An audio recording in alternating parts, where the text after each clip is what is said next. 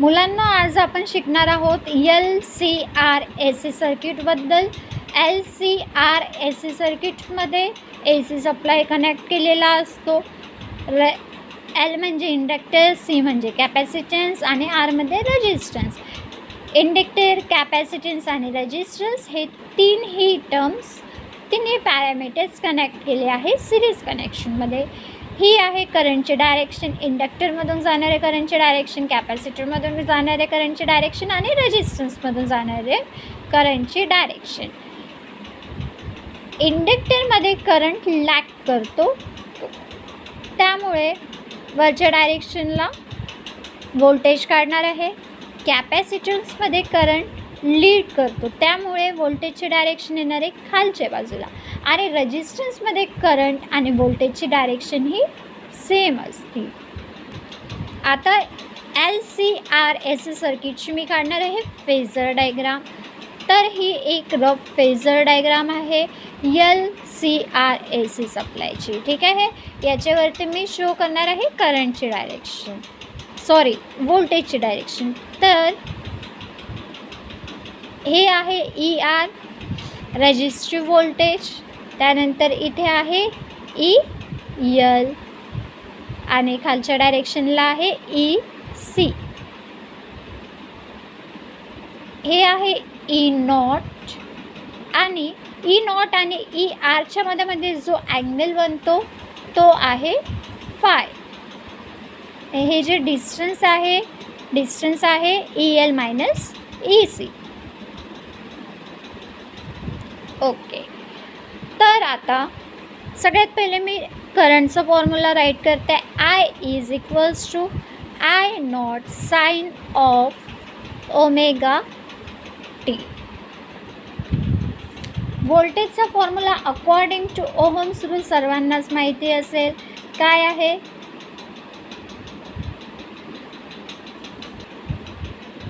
V इज equals टू IR. आता V म्हणजेच काय? E आणि capital R means capital I म्हणजेच आहे आपल्या इथे स्मॉल आहे. ठीक आहे, तर आता प्रत्येक पॅरामीटरचं मी फॉर्म्युला लिहून घेणार आहे व्होल्टेजसाठी. EL, EC आणि ER.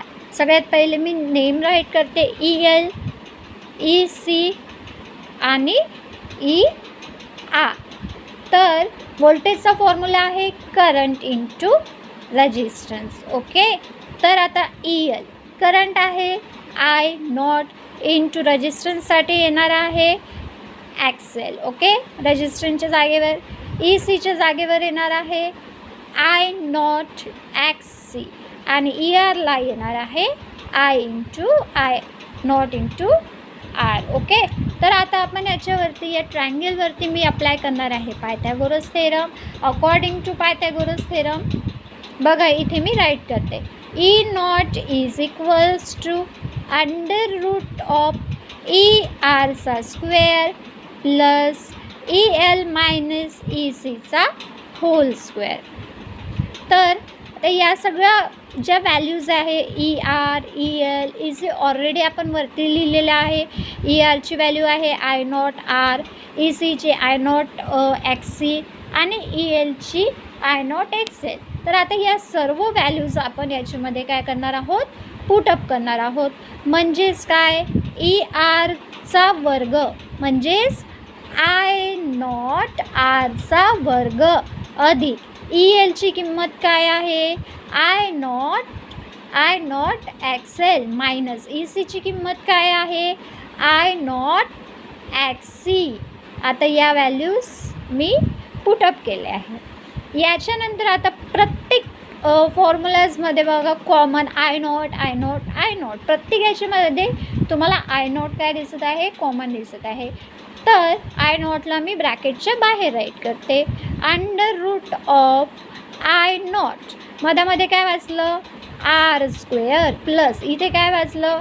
XL मायनस XCचा स्क्वेअर, XL मायनस XCचा square. Okay, is equals to E0. इथपर्यंत आला आहे. त्यानंतर आता मी काय करणार आहे बघा, सॉरी इथे आय स्क्वेअर पाहिजे होता है ना. आय नॉट स्क्वेअर जर रूटच्या बाहेर येणार तर डायरेक्टली आय नॉट वाचेल. म्हणजेच काय राहिले आपलं E naught is equals to I naught. Under रूटमध्ये कोणकोणत्या गोष्टी आहेत, R square plus XL minus XC, R square plus XL minus एक्सीचा स्क्वेअर. आता हा आय नॉट मल्टिप्लिकेशनचा आय नॉट या साईडला येईल तर काय होणार, divide. E naught upon I naught is equals to काय वाचले, under root of R square plus XL minus एक्सीचा होल स्क्वेअर. म्हणजेच काय, ई नॉट म्हणजे E not divide by I naught म्हणजेच होतं इम्पिडन्स, आणि इम्पिडन्ससाठी आपण लिहितो कॅपिटल झेड. तर इम्पिडन्स इज इक्वल्स टू आलेला आहे I square plus XL minus एक्सीचा होल स्क्वेअर. फॉर्म्युला बनलेला आहे कुठला, इम्पिडन्सचा. Impedance Z is equals to under root of R square plus XL minus एक्सीचा स्क्वेअर. त्यानंतर मी काढणार आहे इथे पॉवर फॅक्टर. पॉवर फॅक्टरकरिता लिहितो phi. Tan phi is equals to formula आहे E L minus E C upon E R. Okay, already या E L E C E आरच्या व्हॅल्यूज आपण इथे राईट केलेल्या आहेत. तर परत याच व्हॅल्यू आपण या फॉर्म्युल्यामध्ये काय करणार आहोत, पुट अप करणार आहोत.